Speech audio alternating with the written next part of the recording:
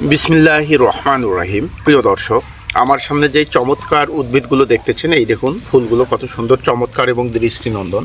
অনেকেই আপনারা চেনেন যারা গ্রামে থাকেন। এটিকে আমরা মাসকালাই বলি, অনেকে বাকলা কালাই বলি এবং এর বিভিন্ন আঞ্চলিক নাম রয়েছে। এটি অত্যন্ত পুষ্টিকর একটি খাবার।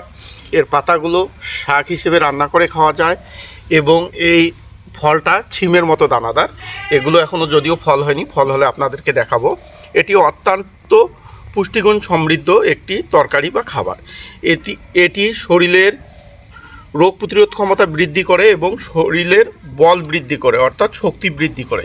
এছাড়াও হজম শক্তি বৃদ্ধি করে, কোষ্ঠকাঠিন্য দূর করে এবং অনেক উপকার করে থাকে।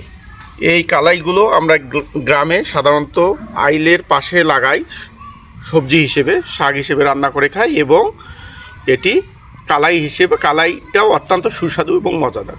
আপনারা চাইলে আপনাদের বাড়ির আশেপাশে দু একটা গাছ লাগাতে পারেন। আল্লাহ হাফেজ।